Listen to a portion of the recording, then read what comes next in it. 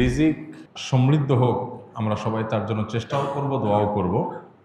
সেই সাথে আরেকটা কাজ আমাদের করতে হবে, তা হলো আমাদের চাহিদাগুলোকে সীমিত করার চেষ্টা করতে হবে, চাওয়াগুলোকে সংক্ষেপ করার চেষ্টা করতে হবে।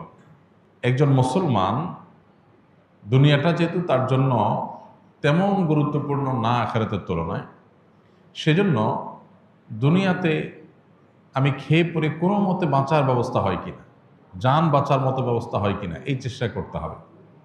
আমাদের নবী করিম সাল্লাল্লাহু আলাইহি সাল্লামের বাসায়, তার ঘরে মাসকে মাস অতিবাহিত হয়েছে, শুধু শুকনা খেজুর আছে, কিচ্ছু নাই, চাল ডাল গোশ কিচ্ছু নেই, মাসকে মাস। আপনি বা আমরা নিশ্চয়ই এর চাইতে বেশি অভাবী না। কিন্তু নবী করিম সাল্লাল্লাহু আলাইহি সাল্লাম কোনোদিন তার অভাবের ব্যাপারে কারো কাছে অভিযোগ করেন নাই। তার মানে ওইটা তিনি মেনে নিয়েছেন যে আল্লাহ তাআলা আমার কি অবস্থা রাখছে, আলহামদুলিল্লাহ।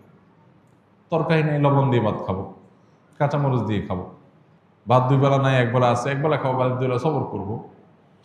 এই মানসিকতাটা লালন করলে যেটা হবে, এই যে রিজিকের কষ্ট, যতটা না ক্ষুধার কষ্ট, যতটা না পেটের কষ্ট, তার চেয়ে বেশি মনের কষ্ট।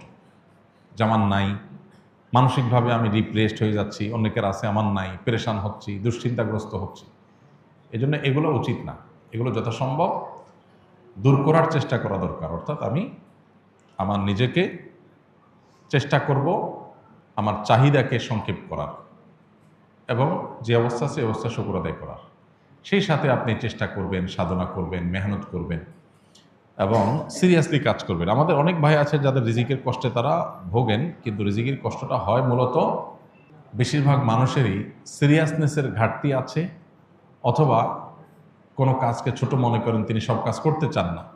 মন মানসিকতা যদি এভাবে করেন যে আমি যে কোনো হালাল উপার্জনের মাধ্যম পাই সেটা আমি করবো ইনশাআল্লাহ, এক জায়গায় একটা কাজ করছি, সব বেটে বলে হচ্ছে না, সব মন মতে হচ্ছে না, এটাই দুনিয়া, এটা জান্নাত না, এখানে সব মন মতে হবে না। আপনি মনে করছেন অন্য অনেকে কাজ করছে, তারা কত শান্তিতে আছে। আপনি যাদেরকে শান্তিতে আছে মনে করছেন, হয়তোবা তারা অনেকে অনেক অশান্তিতে আছে, আপনি জানেন না।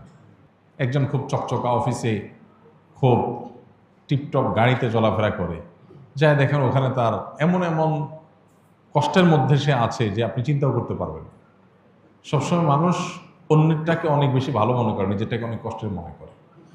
এই জন্য যারা রিজিকের কষ্টে আছেন বলে মনে করছেন, তাদের অনেকে আসলেই অনেক কষ্টে আছেন।